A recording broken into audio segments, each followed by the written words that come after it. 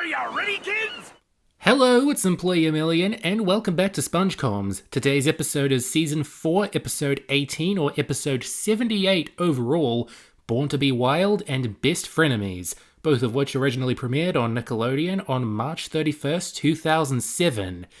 3 episodes to go until we're done with Season 4, and can I just say, it wasn't my best idea to make all these SpongeComs in a row.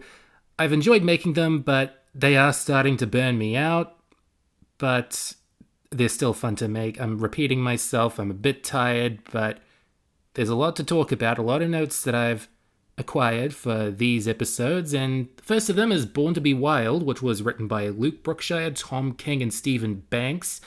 I always liked this episode quite a bit. I can't put into words exactly how great or good it is. I did that on Sponge Buddy Mania a couple years back. I used 1,000 words in those days. I think I'm a little more brief in my assessments now, but this episode, I like it. It's got a good theme, it's got some good jokes. We're out of the point in Season 4 where all my favorites are coming out, but this one really sticks out in this, closing little portion of Season 4.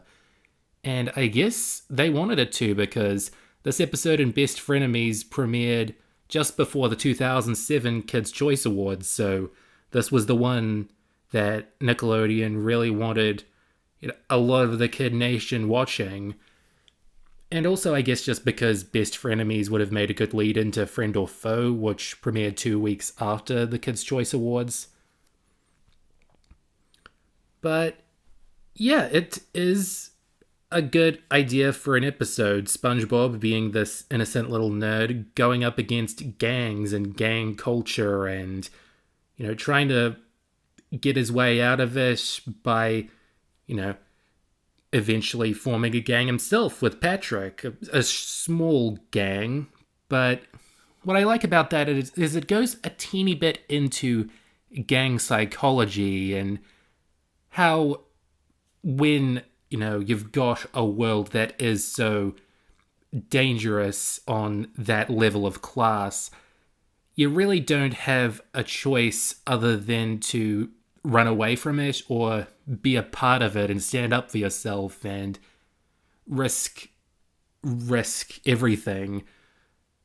This would have made more sense back in the 50s when gangs were a bigger part of American culture and the underground, but it's got a classic feeling to it that ironically makes it more timeless. Like, this is a thing that has plagued the streets for a good long while and will probably continue to, have to be talked about to varying extents. And this is a very fun way to do it. Just make it into a SpongeBob episode.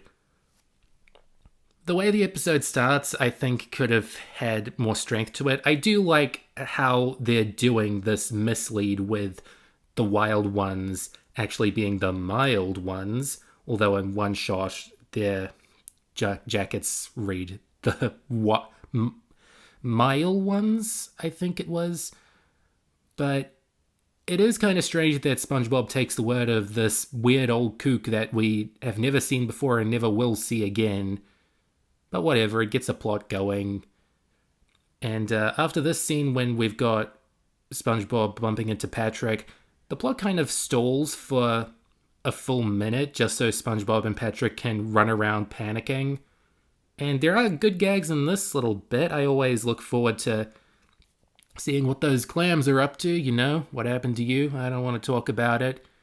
It's good to see some dialogue come out of, these sort of incidental figures in the SpongeBob universe, just stuff like the clams, or it's the only stuff that I can really think of besides the jellyfish, just sort of those other animals in the world that aren't the fish or the main characters.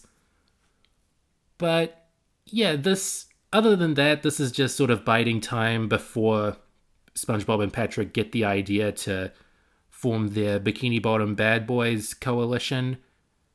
But it sort of works as a sort of anticipatory plot where we've got it's all building up to the wild ones coming to town. And actually, the name of this episode is borrowed from a song from, I believe, the 60s called Born to be Wild.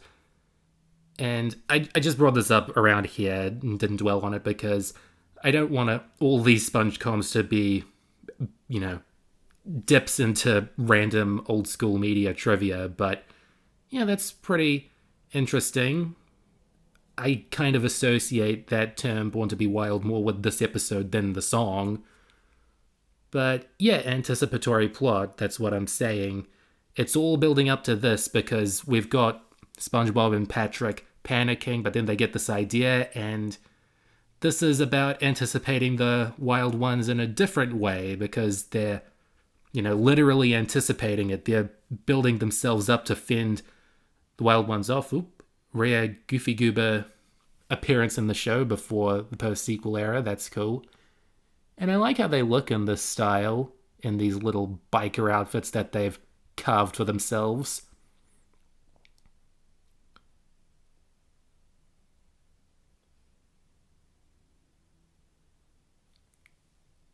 So another thing about this episode is that there's a lot of really good jokes. I do like a lot of the bits in this section coming up where the Bikini Bottom bad boys are in the Krusty Krab, but not all of them. There are some that I don't think work as well as they should. There's Patrick talking about his salivation rather than salvation, and that had to have been something that a writer just added on a dare. That just feels like so sitcom-y and stupid, and a bit too stupid for Patrick, honestly. Then we've got this bit of SpongeBob and Squidward remembering all the times that SpongeBob has panicked. And they're made for this episode. It's not like a flashback to prior panic moments, but yeah, that sort of goes into, biding time instead of anticipating this big climax that we're going up against. The bit of SpongeBob and Patrick drinking blood from, soda cups, that is funny in a dark way. I do remember the blood drink had a page on Encyclopedia SpongeBobia for a while. There was just a wiki page called Blood, and it was about the drink, blood. Happy Halloween, vampires. You've got that to go to the Internet Archive to find if it's up again. One gag I do like coming up is, the family, going into a sardine can just to prepare itself for, the wild ones, just to go away from hiding from the thing. Sorry, you can tell I'm very tired while I'm recording this, but yeah, it's pretty dark if you think of it as them sacrificing themselves so they don't have to die at the hands of the wild ones. But I think that has basis in Cold War era family dynamics, Sacrifice yourself instead of die a worse way. This got a little depressing, but coming up, we've got a pink and yellow abstract background that they occasionally use for close-up shots in the post-movie era. I don't know if this is the first time that they've used it, but it's one of the first times that I've noticed it at this point in SpongeComs, and it's not one of my very, very favorite backgrounds that they use because, it's a bit generic. It doesn't have that Hawaiian style that I like SpongeBob having, but it is a very common sight, and I'll bring it up as often as I can.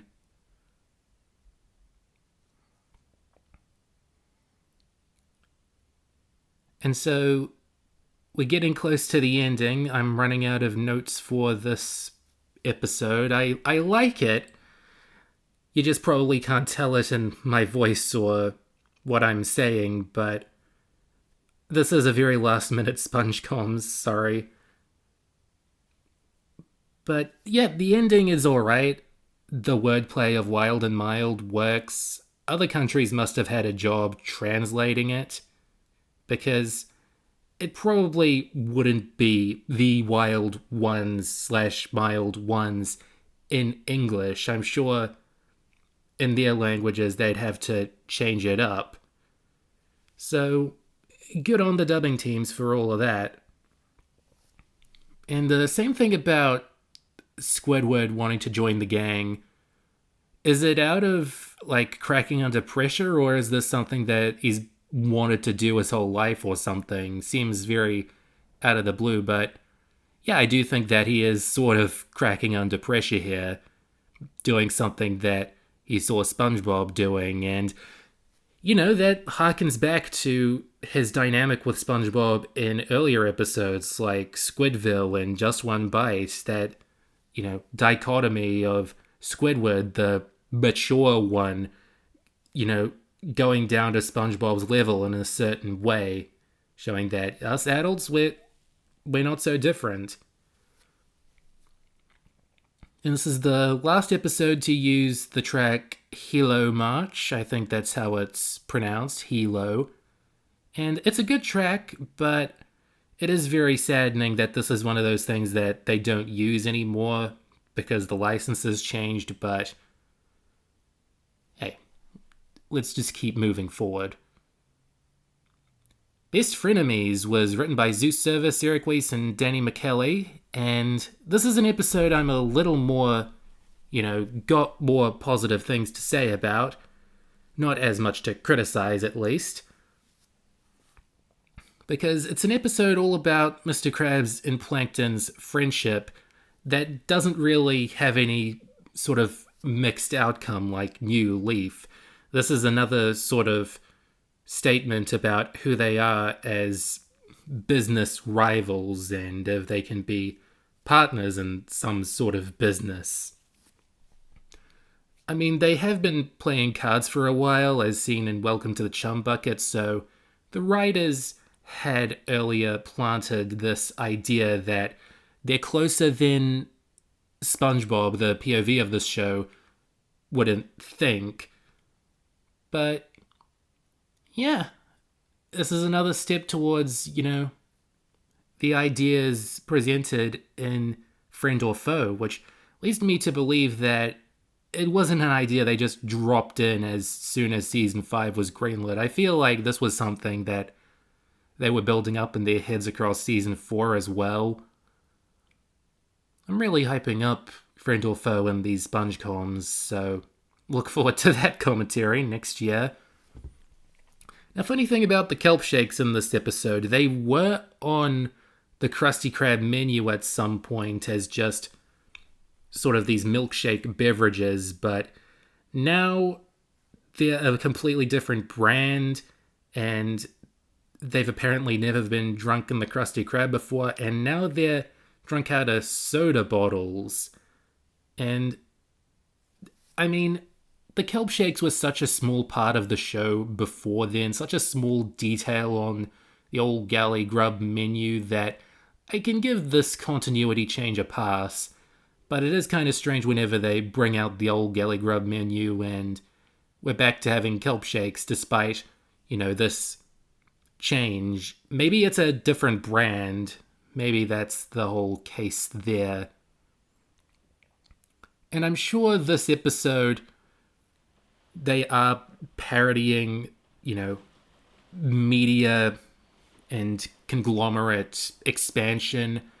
It's got similar themes to Selling Out, and that, these things are, pretty corporate and soulless compared to the Krusty Krab and even the Chum Bucket, and I like how they physically multiply. That's a good joke that gets Krabs and Plankton within the same headspace. Seriously, they're multiplying as fast as Starbucks is, and that's not the best thing for business.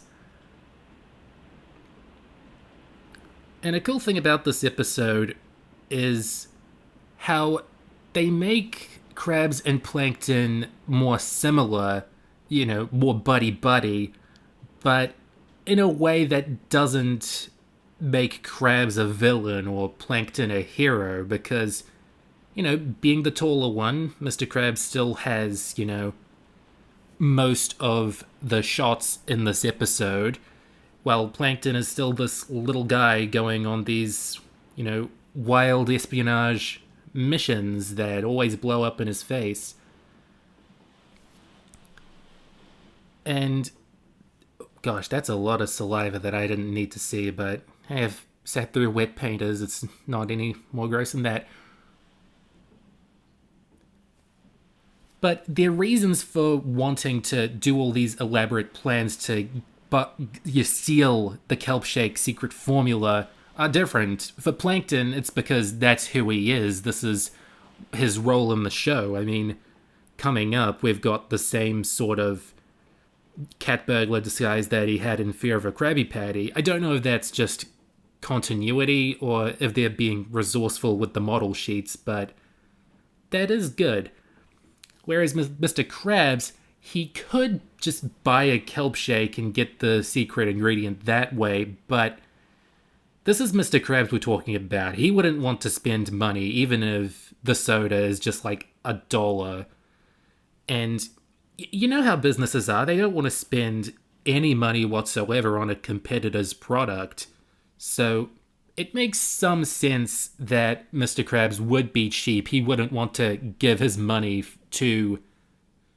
It is always just kind of strange that SpongeBob turns up at night just outside the kelp shake store. But yeah, I mean, SpongeBob just popping in sometimes to help or hinder or show Mr. Krabs and Plankton what the kelp shakes are doing or stuff like that. SpongeBob just pops in like he's some sort of spirit guide for Mr. Krabs and Plankton, setting them on the right path in different ways. And yeah, that's a very interesting, characterization for SpongeBob for a Mr. Krabs POV episode, especially one where, for the most part, what he's doing isn't necessarily moral. But yeah, it is an interesting take on the character that he is an even stranger being when you don't have, SpongeBob's POV of himself.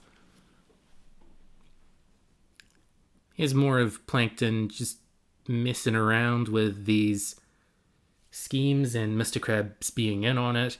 Some of these are going to be used again or have been used before in the show. We're in a bit of a formula with Plankton at the moment, but it's alright. Still gets laughs out of moi. And this little bit popping up is pretty interesting because, with Plankton covered in the slime, the greenness of the kelp shake formula, they could have had an animation of it, slipping down his face like water, but no, he reemerges from it with his face covered in green dye, which, foreshadows that the kelp shake could be a hazardous product, and lo and behold, that's the ending. The kelp shake, not only turns you green, but, makes you a hairy green monster somehow. It sort of turns you kelpy. And it's the same kind of ending as Patty Hype, where, the coloring dye of the Pretty Patties physically turns the Krusty customers into, mutant color people. Now you've got a more monstrous form of that, and I still prefer the Patty Hype example for, the better colors, but Best Frenemies does have this twist to it that fits this being about these, older and more jaded figures. It wouldn't be quite as funny if this was about SpongeBob and him, drinking the kelp juice and turning fuzzy. With a Mr. Krabs and Plankton dynamic, it is a more ridiculous ending, which I think is why they went for it, just to soften things up. Karen is here just to warn them, don't drink this, don't do this. It's TV wife dialogue, not necessarily nagging, but just, being guidance that Might be listened to, might not be. But they are keeping her around and keeping her close to Plankton and Mr. Krabs, and that is gonna pay off in a strange little way in Friend or Foe.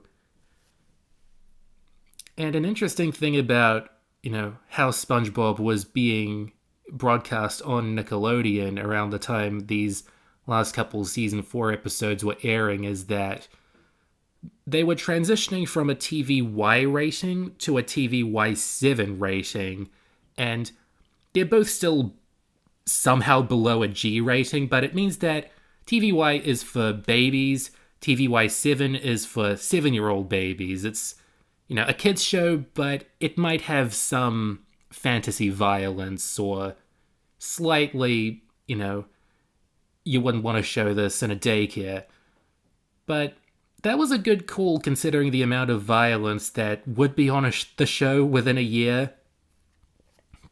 But still, I really shouldn't care that much about the ratings when I'm so much older than the audience which would, benefit these content ratings. And content ratings in general are, not the most... They're pretty flimsy guidelines usually, especially for children's entertainment, because, things might get more violent, more sexual, more, vulgar. Things might get less so, and the ratings get more intense. There's no way for it to make complete sense. But SpongeBob being, a kid's show with some bite to it, I think a Y7 rating fits basically every episode perfectly, even the more intense ones with borderline PG imagery. Because that is what a lot of these old Nicktoons were, kids shows with something for the adults. And a little bit of pop culture, I like that Plankton has a sort of Einstein hairdo there. Plankton, no Dumbo. And that was Born to be Wild and Best Frenemies. Sorry about, me sounding a bit sleepy, but I had fun with this. Last week I asked if you would vote for Patrick or Larry. Overwhelming appreciation for Larry, but I did get a few that said, maybe Patrick isn't, too bad as a president. Yeah, Ingagelmation said that, and also said, I was hoping my Battle for Bikini Bottom reference would have been understood. Oh yeah, the whole Alakazam speech. Brendan Barney, Sparkling with Nights, Bryce Vaughan, Mr. Gaigu, Dashell, Foxboy, and Carson Ibiera all said Larry. And Carson also went on a bit more about Driven to Tears and how it's way more relatable to the autism experience, and that was pretty nice to read because, that's very identifiable. My question time for you for this week is, what's your favorite Krabs Plankton team-up story? Because Best Frenemies was one of the first, arguably the first as we know them now, but you have got a few later on. The only one I can think of off the top of my head is the other Patty from Season 8, and that sort of uses SpongeBob in a similar way to this episode, so it'd be fun to compare it to. But that's it for SpongeComs today. Have a happy Halloween. It'll return next week, and I will toy with teddy bears and puppets in the Pink Purloiner and Squidward. Goodbye for now.